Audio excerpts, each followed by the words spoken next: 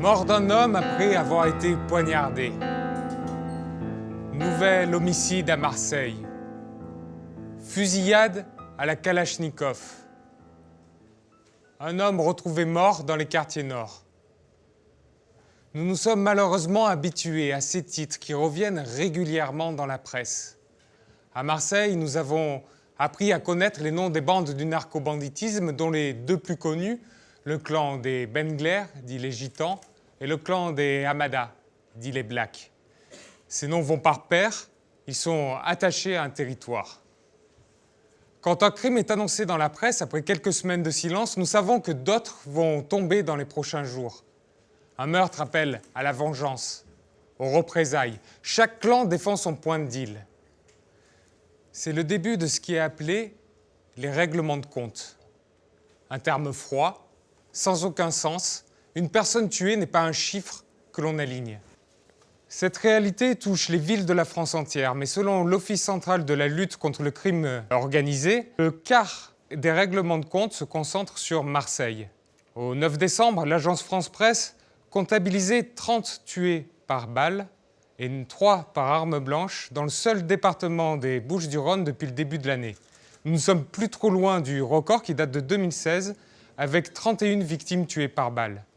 Un clan intimide son adversaire en faisant feu sur un point de deal. Et ce sont les guetteurs, les choufs, au plus bas de l'échelle sociale du trafic, qui sont pris pour cible.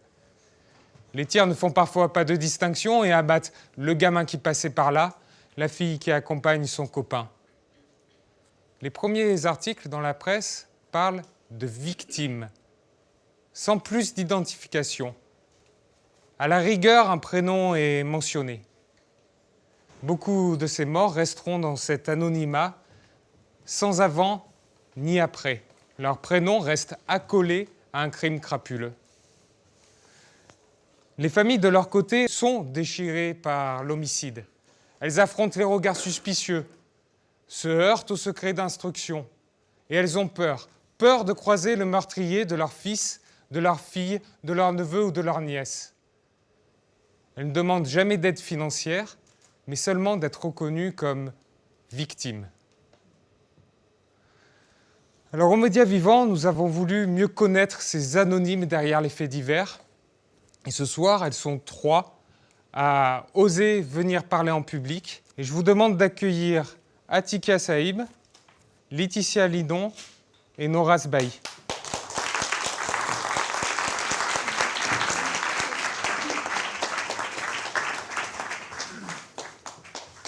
Avec elles, nous allons redonner chair à celui ou celle qui est tombé sous les balles et apprendre dans le détail à quoi elles sont confrontées dans leur vie d'après. Bonsoir à toutes les 3.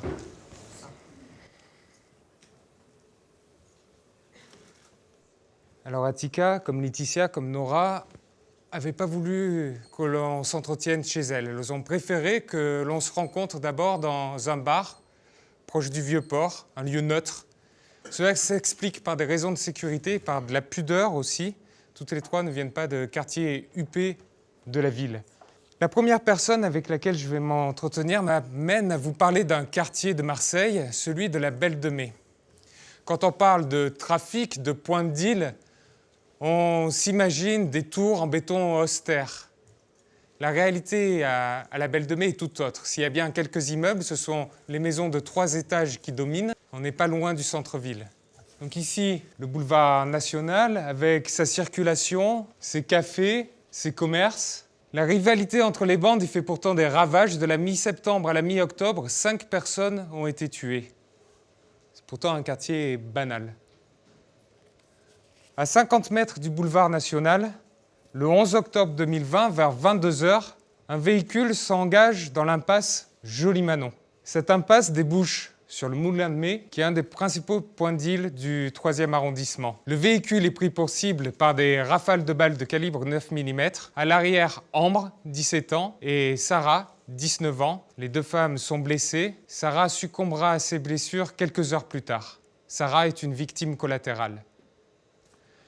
Nous allons discuter de Sarah, puis aussi des conséquences que cela a pu avoir pour sa famille avec sa tante Atika Saïb. Atika, est-ce que tu peux d'abord nous raconter qui était Sarah?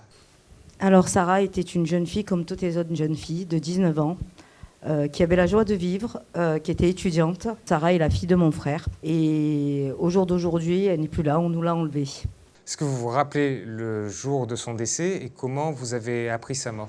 Finalement, c'est juste un appel de ma mère qui me disait qu'il s'était passé quelque chose, mais pas plus d'informations et que mon frère justement recherchait Sarah. Elle me dit juste, je ne sais pas qu'est-ce qui s'est passé, il est parti vers la Belle de Mai, donc je prends ma voiture. Donc j'ai essayé de faire un tour sur la Belle de Mai et j'ai pas trouvé mon frère. Et entre-temps, j'ai dit à ma fille, quand j'étais en train de conduire, j'ai dit regarde les faits divers parce que c'est pas possible. Comme on sait qu'en général, on apprend les nouvelles par les journaux. Et elle me dit effectivement, maman, apparemment, une jeune fille s'est fait tirer dessus. Donc au même moment, on arrive à l'hôpital, je vois la maman de Sarah, je vois mon frère. Et je ne comprends pas, on me dit, on lui a tiré dessus, on lui a tiré dessus. On voulait comprendre, donc les policiers ne voulaient pas nous informer. Et quand je vois le médecin qui me dit, en fait, moi, je peux juste vous expliquer à partir du moment où Sarah est rentrée aux urgences. Donc, qu'elle a été atteinte par des balles, notamment celle à la tête qui lui a été fatale. Et il nous expliquait que Sarah était en état de mort cérébrale. Donc vous avez appris que Sarah était à ce moment-là blessée par les médias, pas par les services de police? Ah non, pas du tout. Quand je leur ai demandé une explication parce qu'ils étaient sur place, on m'a dit que c'était le secret de l'enquête et que pour l'instant, ils ne pouvaient rien nous dire. Mais où j'étais un peu contrariée, j'ai dit mais vous imaginez, et je leur montre l'article de presse et je leur dis mais vous imaginez que les médias sont plus au courant que nous et de l'apprendre de cette manière, c'est d'une violence inimaginable. Et ensuite, comment vous avez vécu l'enquête? Est-ce que vous aviez des informations les jours suivants? On nous a donné aucune information, donc on essayait de chercher à droite, à gauche. Et on nous disait qu'il fallait faire attention parce qu'on pouvait faire obstruction si on apprenait quoi que ce soit. Et donc voilà, même malgré toutes nos recherches, aucune information. Et jusqu'à présent, tout ce qu'on a comme information, on l'apprend par la presse. Les assassins de votre nièce ont été arrêtés début octobre. Qu'on a appris aussi par la presse. Ouais. Soit 2 ans après les faits. Juste quelques jours avant les 2 ans. Et est-ce que pour vous, ça a été vécu comme un soulagement? Est-ce que ça a apporté des réponses? La chose qu'il faut comprendre, même si la justice, bien sûr, les punira, ils auront peut-être une peine, mais ça nous rendra pas Sarah. Voilà. Et c'est vrai qu'au jour d'aujourd'hui, moi, je ne suis pas quelqu'un qui m'expose. Et je veux juste faire passer que ça n'arrive pas qu'aux autres. Sarah, ça a été une victime par ricochet. Et c'est très important de le savoir. Et il faut vraiment que ce phénomène cesse. Parce que même si des enfants, au jour d'aujourd'hui, sont touchés par les trafics, je pense qu'il faut qu'on fasse un travail. Et c'est tous ensemble que je dis, il faut que tout le monde se lève. Parce qu'aujourd'hui, ça a été ma nièce. Hier, ça a été le neveu de Laetitia. Et le neveu de Laetitia, quand même, avait 14 ans. 14 ans, on ne peut pas... Voilà, c'est très difficile de... Puis il y avait aussi les médias. Alors c'est vrai que la médiatisation, ça a été très préjudiciable pour nous parce qu'on a eu vraiment... c'est vrai qu'il y a eu beaucoup de compassion, mais il y a eu beaucoup aussi de commentaires négatifs. Et derrière, il y a des familles, parce qu'on est brisé. On est brisé, c'est toute une famille qui est brisée. Faut pas croire, il n'y a pas que le père, la mère, c'est toute une famille qui est brisée. Et pour se reconstruire, c'est très difficile. Je voulais aussi vous demander, donc, dans le véhicule, il y avait, à l'arrière, il y avait Sarah, il y avait aussi Ambre. Est-ce que vous avez des nouvelles de Ambre et comment elle se porte aujourd'hui? Qui, elle, a survécu? Elle a fait beaucoup de tentatives de suicide. Elle a un sentiment de culpabilité. Je suis vivante et Sarah, elle est plus là. C'est pas normal. Elle va devenir quoi, cette petite ? Vous imaginez un peu vivre avec cette culpabilité. Elle est au début de sa vie et en fait, déjà, elle est détruite. Merci Atika. Merci à vous. Les victimes sont de plus en plus jeunes. Selon le parquet de Marseille, cité par Le Monde, l'âge moyen des personnes tuées lors des règlements de compte est de 25 ans. Le 18 août 2021, un assassinat a créé l'émoi. Ryan est tué, il avait 14 ans. C'était au Marronnier, une cité au nord de Marseille reconnaissable par cette haute tour d'une quinzaine d'étages. On y monte ou on y descend au Marronnier. 2 rues en sens unique y mènent. À l'arrivée, des canapés éventrés, des poubelles renversées jonchent le sol. Les voitures sont obligées de ralentir puis slalom au passage de ce qui ressemble à un checkpoint. Les entrées et les sorties sont surveillées. Il est environ 22 heures ce jour-là quand Ryan descend acheter des sandwichs, se souvient sa tante. Un scooter déboule. Le passager descend et fait feu au fusil d'assaut. 3 enfants sont blessés, sont âgés de 8 à 14 ans. Ryan, lui, n'a pas pu se mettre à l'abri. Nous allons revenir sur cette histoire avec Laetitia Linon, qui est la tante de Ryan. Bonjour Laetitia. Bonjour. Bonjour à tous. Alors, là, c'est une photo de Ryan avec un floutage que tu as choisi. Un floutage parce que sa maman ne veut pas qu'on diffuse sa photo. Il était connu dans le quartier pour ses coupes et sa couleur de cheveux. Pour ses couleurs de cheveux assez atypiques, ouais. Est-ce que tu peux un peu me le présenter ? Alors Ryan, c'était un minot de 14 ans qui aimait la vie. Tout le monde le connaissait dans le quartier. Et, il avait un sale caractère, faut le dire. Il adorait les motos, les scooters. C'était vraiment sa passion.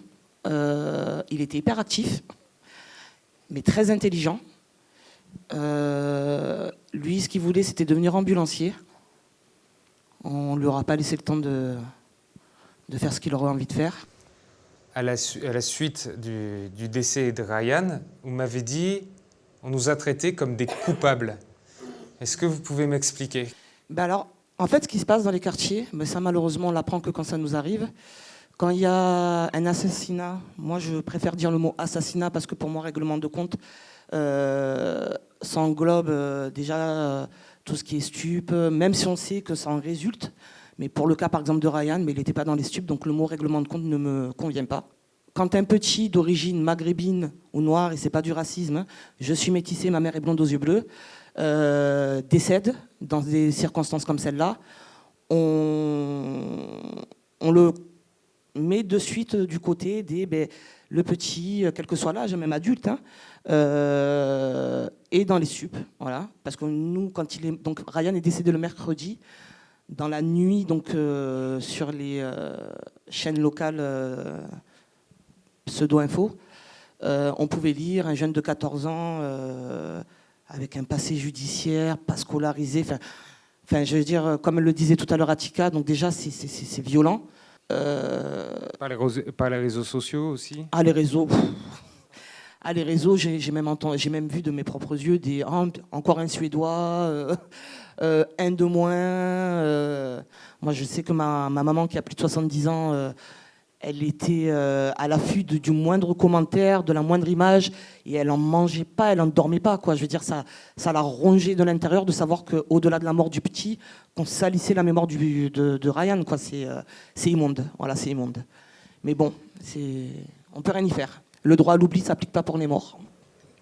L'affaire de Ryan, par son jeune âge, du coup, était très médiatisée. Il y a aussi une politisation de l'affaire. Emmanuel Macron a évoqué Ryan lors d'un discours, c'était au Faro, le 2 septembre 2021.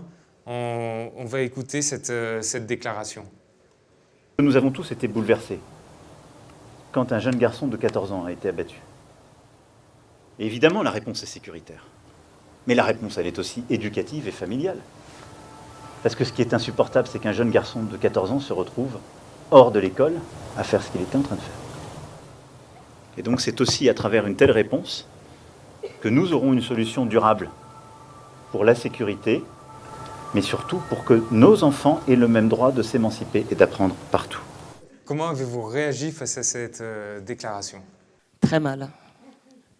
Très mal, parce que même s'il ne dit pas explicitement que Ryan était lié au trafic, quand on dit qu'il était hors de l'école, alors déjà, le 18 août, oui, il est hors de l'école, c'est les vacances scolaires. Après, je pense que monsieur qui n'a peut-être pas d'enfant n'est peut-être pas au courant. On a été sous le choc avec ma famille. On a envoyé des mails à l'Élysée. Ça fait peut-être 7-8 mails que j'envoie, j'ai jamais eu de réponse pour avoir un démenti. On s'est dit, bon, excusez-moi l'expression, il a raconté de la merde. Mais à un moment, il a peut-être de mauvaises informations, mais il va revenir sur ça. On est en 2022, j'attends toujours. Voilà. Et les dernières nouvelles que vous avez de l'enquête, est-ce que vous pouvez me dire un petit peu? L'enquête est toujours en cours. Les présumés assassins n'ont toujours pas été arrêtés. Nous, quand on a su par rapport à l'avocat, parce qu'on est tous partie civile, qu'on avait un accès limité, mais accès quand même à la crime qui s'occupait de l'enquête, j'ai pas attendu ni un ni deux, je les ai harcelés. Donc ça a été compliqué parce que normalement ils sont censés vous donner même leur nom quand vous les appelez. Ils ne peuvent pas vous donner d'infos parce que dès que vous posez une question, on vous dit c'est en cours d'instruction, on ne peut pas vous en dire plus pour pas gêner l'enquête ou faire obstruction. Mais moi ça a mis presque 6 mois pour avoir un prénom, j'ai toujours pas de nom, j'ai un prénom, d'une dame qui s'occupe de l'enquête de Ryan. Il a fallu que je la harcèle toutes les semaines, que j'appelle tous les services pour qu'on puisse me rappeler. Après on sait tous que c'est des enquêtes qui sont longues, qui sont difficiles. On sait tous que la police, elle a un manque de moyens aussi. On est dans l'attente. Le lendemain de la mort de Ryan, les réseaux étaient toujours sur place. Donc quand vous prenez ça en pleine tête et que vous arrivez dans le quartier et que vous les voyez dealer, alors que même si je sais que c'est que des enfants, je suis maman, mais que vous vous dites le petit il est mort, même si c'est pas à cause d'eux, mais vous les liez à sa mort et que vous voyez que ça continue de plus belle, en fait non, on n'acceptait pas. Ils ont eu peur après la mort de Ryan. Donc, si vous voulez, les 2 entrées, il y en a une qui était complètement bloquée. Parce qu'en fait, ils voulaient contrôler réellement le quartier, donc laisser qu'une entrée apparente. Pour les flics aussi, je pense. Et pour le coup, on n'avait pas le choix. On était obligé de passer par une entrée. Et ils voulaient nous faire passer par l'entrée où était mort Ryan. Donc, chose impossible pour notre famille. Je dirais, il y avait encore la tache de sang de Ryan, quoi. Enfin, c'était clairement pas possible. Et puis, j'estime qu'à 40 balais, un gamin de 14 ans qui me dit « Toi, tu passes pas par là, tu passes par là. » Non, en fait, Mino, je paye 900 balles de loyer. Tu n'as pas à me dire par où passer, quoi. Donc, c'est parti au clash. Et donc, on a dû partir, quoi. Et cette colère, aujourd'hui, qui a existé à un moment, est-ce qu'elle s'en va ou est-ce qu'elle est, Elle est toujours là. C'était pas mon fils, c'était mon neveu. Donc oui, j'ai perdu un neveu, officiellement, mais officieusement, j'ai enterré un fils, quoi. Donc non, la colère, je pense qu'il y a des personnes qui arrivent à pardonner, qui arrivent à vivre avec en disant le pardon, il faut pardonner pour vivre mieux. Moi, non. Moi, je ne suis pas de ces personnes, non. J'accepte pas et j'accepterai jamais, non. On lui a ôté la vie, donc non, j'accepte pas.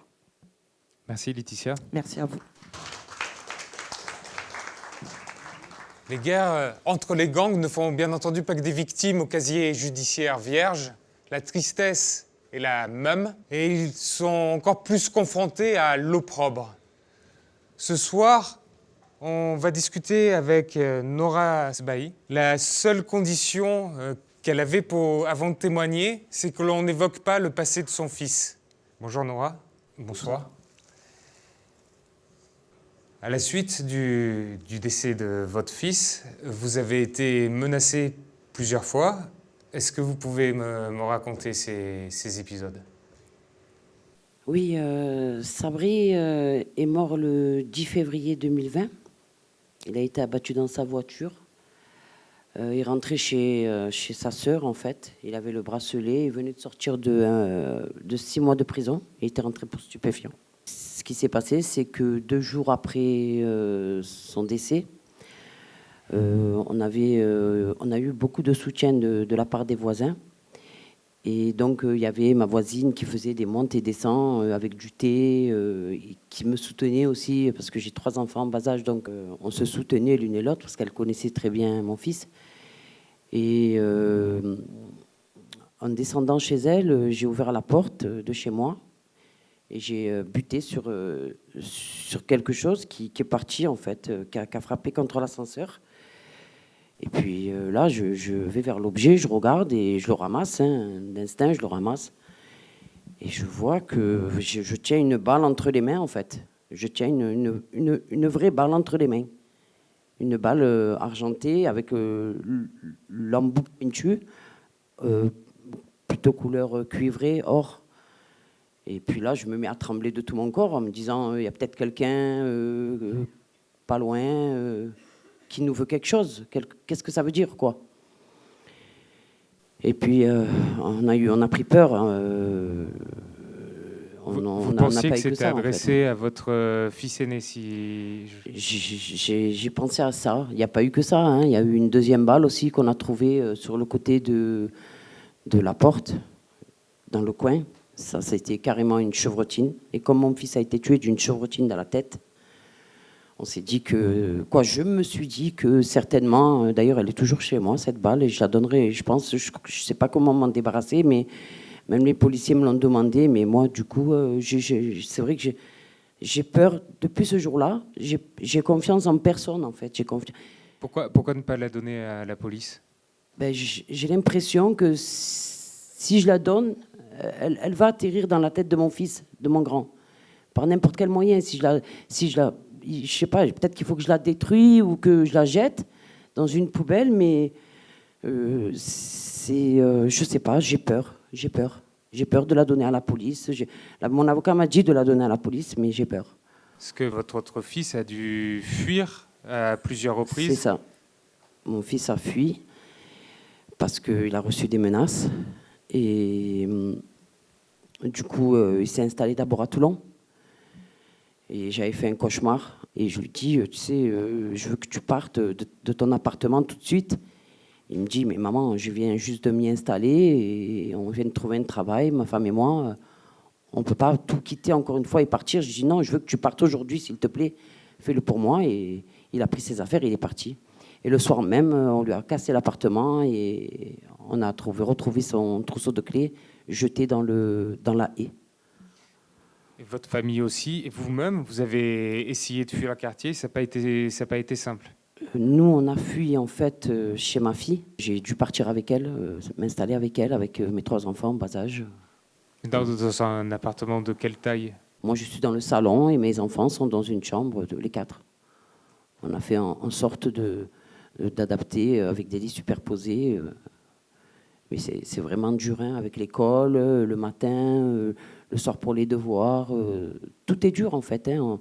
On fait en sorte d'emboîter chaque chose comme des Legos, de rien laisser traîner. C'est très, très dur, surtout que mes enfants sont traumatisés. Jusqu'à aujourd'hui encore, ils sont traumatisés. Ils ne veulent pas sortir. Il y avait vos jumeaux Oui. avaient du mal même à aller à l'école après... Oui, moi je pensais que Kimi et Eden en fait avaient du mal à s'adapter à leur nouvelle école, parce qu'on a tout laissé, on a tout quitté. Il faut savoir qu'ils ont tout perdu en fait, on a tout perdu. Hein. L'environnement, l'école, les amis, l'appartement, tout quoi. Et du coup, je pensais que qu'ils avaient du mal à s'adapter. Ben non, la psychologue. M'a bel et bien expliqué la situation. Ils partaient en diarrhée avant de partir à l'école et c'était à cause de leur crainte de sortir dehors.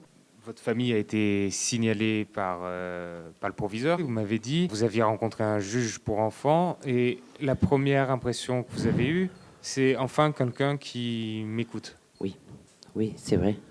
Elle nous a dit que j'étais une maman qui m'occupait bien de mes enfants et ils ont l'intention de nous mettre une éducatrice familiale ou une tutrice. Voilà, c'est la seule aide qu'on a eue finalement de tout le monde, quoi, de toutes les personnes qu'on pensait avoir de l'aide, c'est-à-dire les services sociaux, psychologues.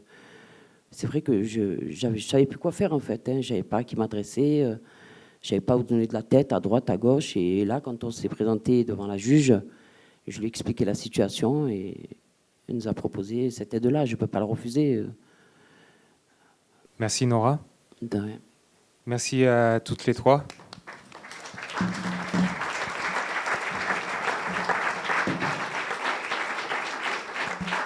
Nous l'avons compris en écoutant Dora, Laetitia et Attika.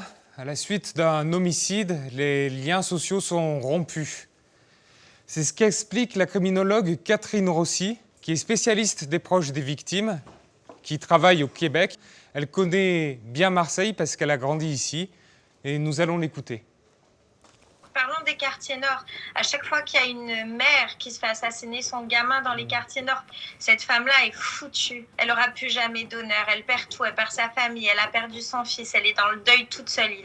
On va lui expliquer que c'est quasiment sa faute ou que c'est la faute de son gamin, que c'est elle qui l'a mal élevé. Elle va probablement ou divorcer ou avoir énormément de problèmes de famille. Elle va voir ses autres enfants peut-être essayer de venger leur frère, décrocher de l'école, devenir peut-être encore plus délinquants par effet. Et ces gens-là, on s'en occupe absolument pas. Alors, je peux vous en dire des milliards.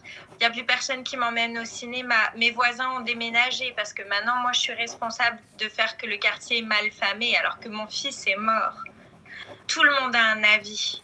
Quand il y a un meurtre en France, tout le monde a un avis. Donc, c'est des gens qui, en plus de tout perdre, sont littéralement humiliés.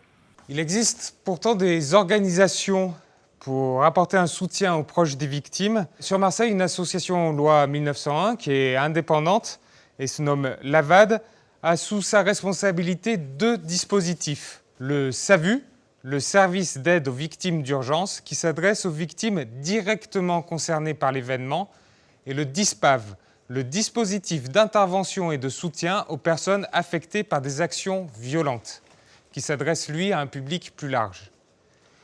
D'autres associations comme l'AVAD existent sur l'ensemble du territoire et elles sont regroupées au sein de la Fédération France Victimes. Nous allons parler de ces aides avec le commandant de police Jean-Christophe Roux qui est en charge du pilotage du DISPAV.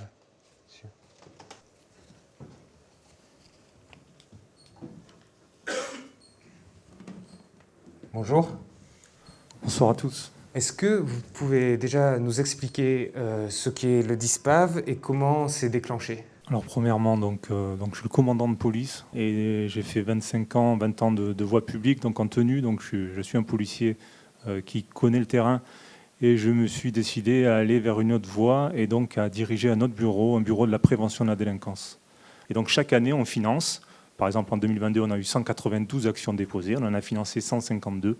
Dont l'AVAD ? Dont l'AVAD. Donc l'AVAD, l'aide aux victimes, a déposé en 2017 un dossier assez particulier qui était l'aide aux victimes en dehors de la procédure judiciaire. On s'est rendu compte que sur des événements tragiques, et particulièrement sur des homicides par arme à feu, on avait les victimes directes, mais on s'est aperçu que l'impact était beaucoup plus large que la simple aura au moment T, famille et témoins directs.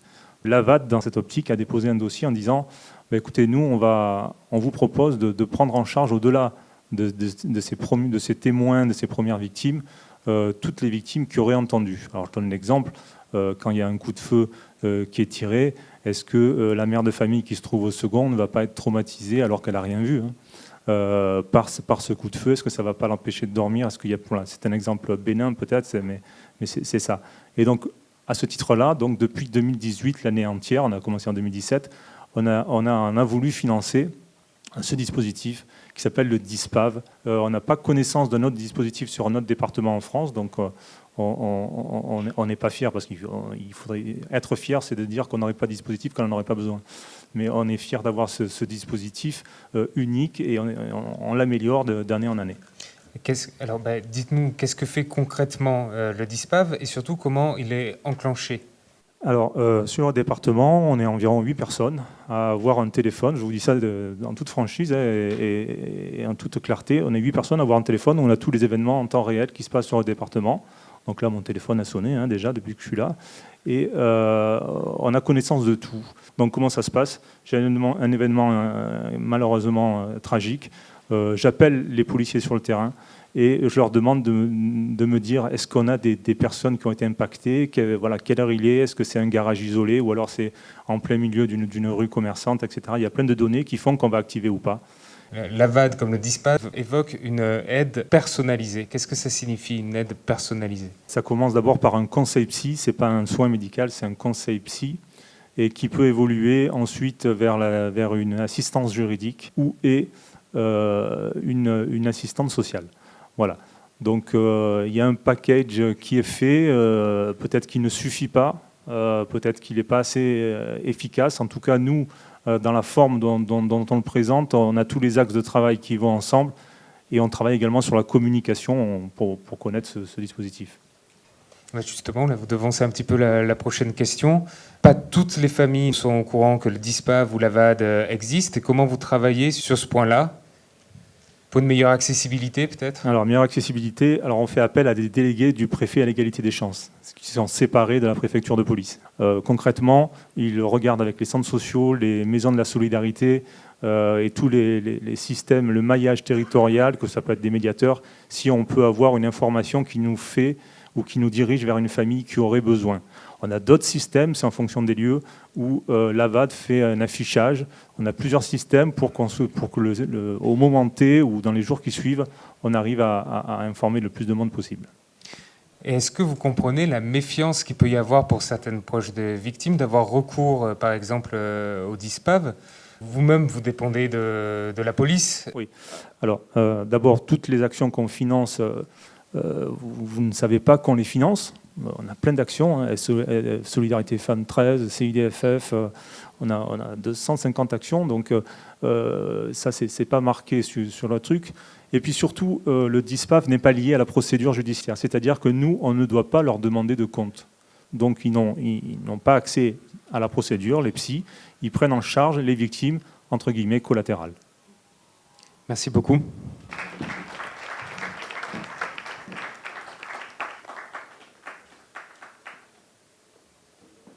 Les proches des victimes reprochent à la justice son manque de transparence.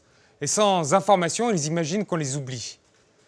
Face à ces attentes, la procureure de la République de Marseille, Dominique Laurence, que nous avons rencontrée dans ses bureaux, nous répète de manière formelle qu'il y a une procédure.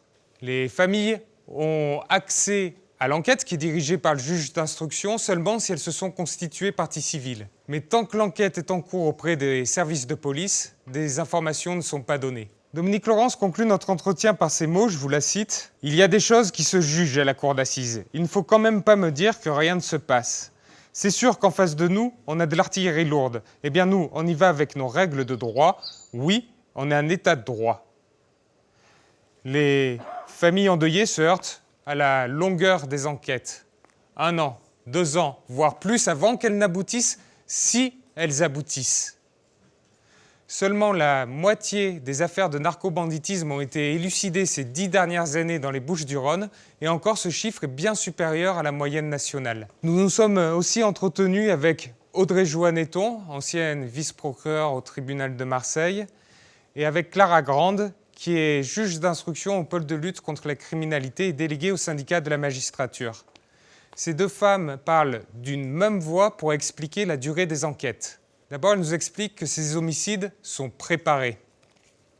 Les assassins agissent le visage caché, couvert. Ils utilisent des gants, leurs téléphones sont cryptés. Ils brûlent les véhicules après les avoir utilisés. Et il manque ce qu'Audrey Jouanneton appelle la reine des preuves, l'ADN. Un autre point pour expliquer la longueur de ces enquêtes, c'est que pour les élucider et comprendre les motivations de ce crime, il faut remonter l'historique du clan et connaître les protagonistes. Et ce travail est d'autant plus difficile à Marseille que ces bandes évoluent très rapidement. C'est-à-dire que le petit trafiquant de drogue, qui est peu connu des services de police, peut rapidement monter en grade et avoir même l'ambition de monter son propre réseau. Il y a alors des alliances et d'autres bandes qui se disloquent. Une autre difficulté, c'est l'omerta et les on-dit. Il y a des témoins qui savent et préfèrent ne rien dire, et d'autres qui mettent à escient sur des fausses pistes, et la vérité est noyée. Chaque propos doit être minutieusement vérifié. Une bande a aussi une emprise sur un territoire. Clara Grande, en fait, appelle à ce qu'il y ait plus d'exfiltration, que les témoins puissent ainsi parler plus librement. Mais les témoins sont aussi captifs de ces cités. C'est là qu'ils ont leurs repères, leur travail, leur famille, et ils ne le quitteront pas. Aussi terrible que cela puisse paraître, les proches des familles assassinées ne sont d'abord pas considérés comme victimes. La question que se posent les enquêteurs, c'est de savoir si elles sont, elles aussi, les protagonistes de cette histoire. Le dernier point qu'évoquent Audrey Jouanneton et Clara Grande, c'est le manque de moyens de la justice, qui a été déjà un petit peu évoqué. Donc, je vais vous citer quelques chiffres. Donc, c'est un peu la mode, on compare avec l'Allemagne. Mais il y a 11 juges pour 100 000 habitants en France, contre 25 en Allemagne. 3 procureurs en France pour le double en Allemagne. 104 avocats pour 100 000 habitants en France, pour 199 en Allemagne. En août 2021, Éric Dupond-Moretti, le ministre de la Justice, avait promis l'envoi d'ici 2023 de 31 nouveaux magistrats de plus au tribunal de Marseille. Beaucoup ont déjà été envoyés. 1500 nouveaux magistrats devraient être recrutés sous le mandat d'Emmanuel Macron, sur la France entière cette fois. Et cela reste insuffisant selon les syndicats de la magistrature. La question qu'on peut se poser, c'est est-ce qu'on n'en demande pas trop à la justice? Est-ce à elle de répondre à la détresse de ces familles? Nous allons écouter une nouvelle fois la criminologue Catherine Rossi. Pour elle, il y a dès le départ un malentendu. Nous l'écoutons. Quand les parents de la victime se présentent au tribunal, ils repartent avec 2 choses, accusé, coupable et un chèque. Déjà, pour la moitié des parents, le coût du chèque est extrêmement difficile à prendre parce que ça ne leur rend pas leur enfant. Il y a comme une espèce de malaise qui vient avec ça. En même temps, ils en ont besoin de cet argent-là. C'est-à-dire que le système de justice n'est pas assez puissant, n'est pas assez fort pour montrer l'horreur de ce qui vient avec un meurtre. Tout ce que la famille va vivre et qui va se perpétuer pendant des générations.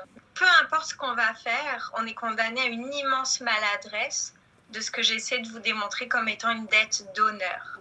C'est-à-dire qu'au lieu d'avoir un système qui vient travailler pour rétablir l'intégrité de ces gens, pour mettre de l'avant le fait que ce sont des victimes, on est encore complètement maladroit à les prendre en charge.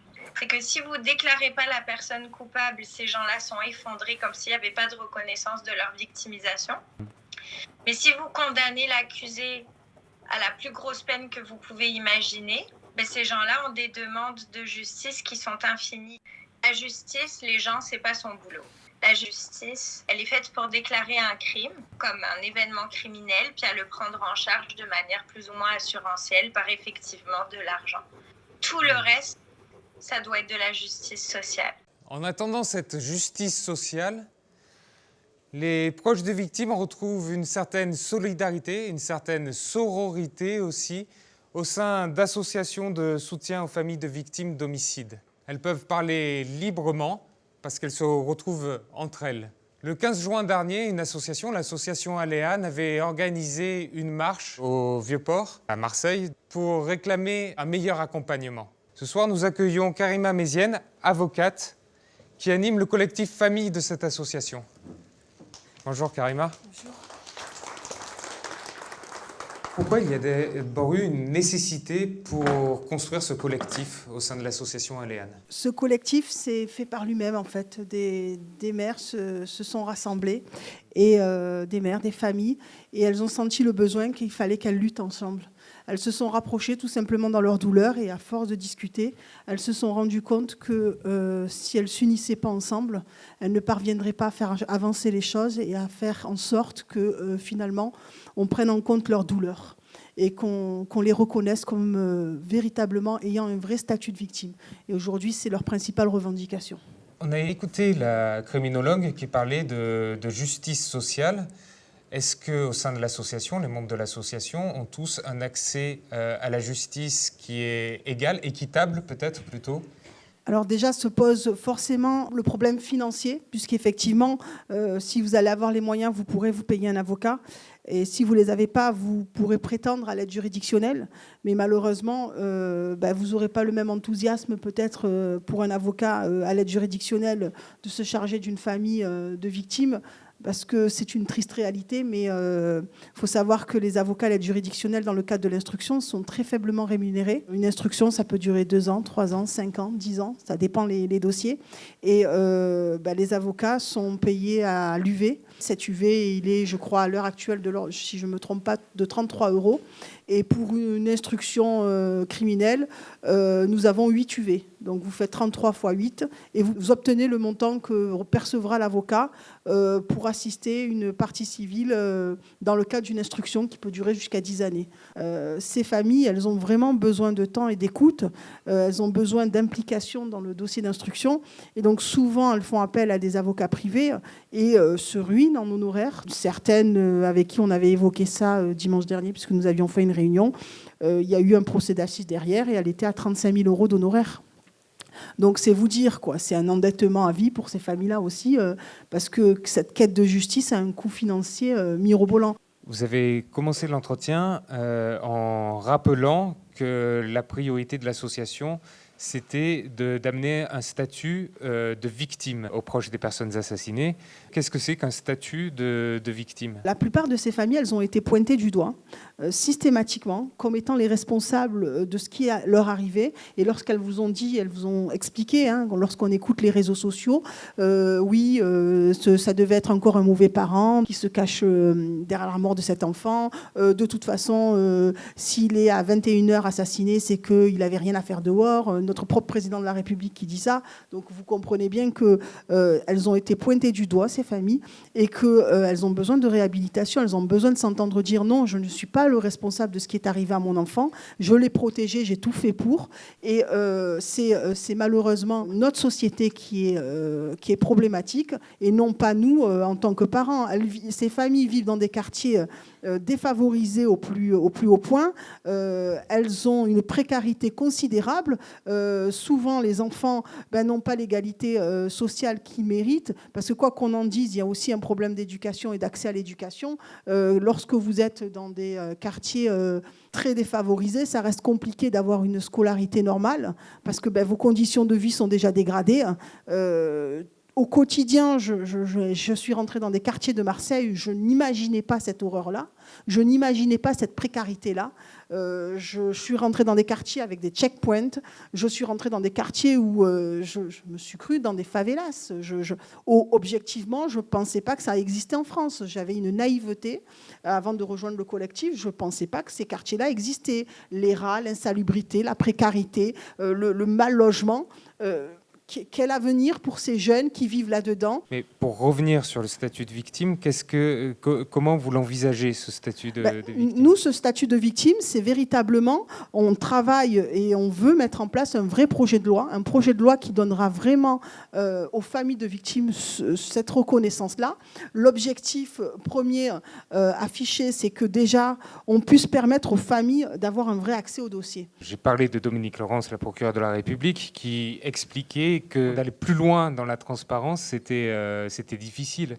Mais c'est ce qu'on vient tout le temps nous dire. En fait, on nous oppose le secret de l'instruction en nous disant vous pouvez être une menace pour le secret de l'enquête et on ne peut pas vous dévoiler des informations parce que ça compromettait la sécurité des agents de police, comme peut-être l'efficience de l'enquête. Je crois juste qu'en fait, on ne nous fait pas confiance. Et donc, forcément, les familles, elles sont les dernières informées de ce qui se passe, de l'évolution du dossier, alors qu'elles sont les premières concernées. Il faut bien que vous compreniez que lorsqu'un assassinat arrive, vous êtes angoissé, vous êtes en colère, mais surtout, vous avez un besoin de vérité. Vous attendez, vous avez cet espoir perpétuel et continuel.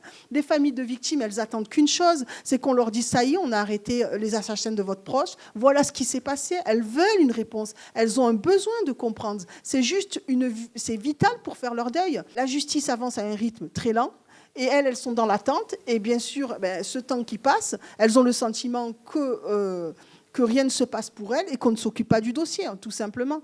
Il faudrait prévoir dans la loi une obligation qui fait que le magistrat instructeur prenne un des représentants des familles et au moins le reçoive une fois ou au moins 2 fois dans l'année pour le tenir informé de l'avancée de l'enquête. Il y a des familles, pendant 7 ans, elles n'ont pas vu un magistrat instructeur.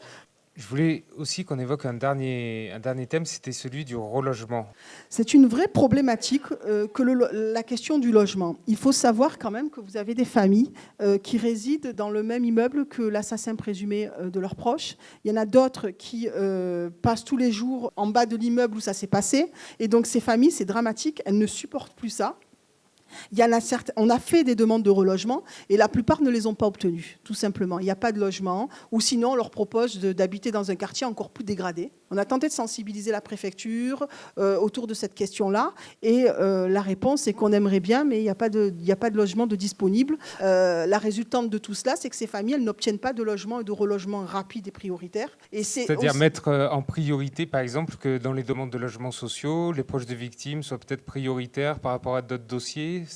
Vous l'avez dit vous-même, il y a à peu près une trentaine d'assassinats de ce type-là sur Marseille par an. Sur les trentaines, pas 30 familles demandent à se reloger, mais peut-être une quinzaine de ces familles-là. J'ai du mal à croire qu'on ne puisse pas accorder la priorité à une quinzaine de familles par an en se disant, ben voilà, vous, ces familles-là, on va immédiatement vous reloger. Il y a des familles, moi, on attend toujours. Elles ont tapé aux portes des bailleurs sociaux, elles ont tapé aux portes des institutionnels, et on leur dit toujours qu'on va essayer de faire le nécessaire, mais qu'il n'y a pas de logement, qu'il faut attendre. Et ils ne sont pas prioritaires. Moi, j'aimerais le prévoir dans la loi. Je voulais aussi revenir sur un dernier point. Vous ne parlez pas de n'importe où. Il y a aussi votre frère qui a été victime d'un homicide. Tout à fait. Ce n'était pas dans le cadre de trafic de drogue. Non. Est-ce que vous avez aussi traversé ce qu'ont vécu Nora, Attika et Laetitia ? Ah, mais complètement. Moi, mon frère, il a été assassiné le 4 avril 2016. Et je viens tout juste de rencontrer un magistrat instructeur. Donc, vous faites le compte. Voilà, j'ai pas vu de magistrat, on m'a demandé de patienter, je l'ai fait. Et pourtant, j'étais présente dès le début. Dès le début, j'ai été présente. Je me suis mise en danger. Je me suis mise en danger pour rassembler des éléments de preuve. Mon logement a été surveillé. On est laissé à l'abandon. Moi, ce que je veux dire, c'est qu'aujourd'hui, les assassins de mon frère connaissent tout de moi. Ils savent où j'habite, ils peuvent retrouver mon adresse, ils savent mon lieu de travail. Mais moi, je ne sais rien d'eux, je ne sais pas où ils habitent, je ne sais rien. Et on n'a pas la possibilité de nous protéger. J'ai été élevée avec le respect de la loi, le goût de la justice. Moi, je crois en l'état de droit. Et j'ai du mal aujourd'hui à concevoir qu'on en arrive à des situations aussi chaotiques. Et malheureusement, ce que je sais, c'est que les officiers de police me l'ont dit clairement, il manque de moyens. Il manque de moyens, c'est une triste réalité. Aujourd'hui, ils me disent qu'il leur faudrait 2 fois plus d'effectifs, 2 fois plus de locaux pour essayer d'aboutir à l'élucidation de ces affaires-là, parce que c'est des dossiers qui sont complexes, tout simplement parce que lorsqu'il n'y a pas d'ADN, lorsqu'il n'y a pas de géolocalisation ou autre de preuves matérielles, de preuves concrètes, directes, il faut qu'ils travaillent sur ce qu'on appelle le faisceau d'indices concordants. Donc ça implique de construire un dossier pièce par pièce, point par point, d'assembler les éléments et de dire voilà. Et malheureusement, ça demande du temps et du travail, et c'est du temps qu'on leur permet pas de consacrer. Merci Karima.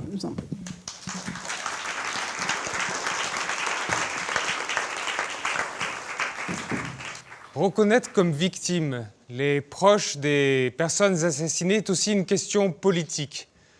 Comme le note Catherine Rossi, le gouvernement français mène bien des campagnes pour rappeler les inégalités hommes-femmes. Pourquoi ne peut-on pas s'imaginer les mêmes choses pour ces familles ? Chacune et chacun a une responsabilité. La reconnaissance ne peut être que collective pour faire cesser la stigmatisation.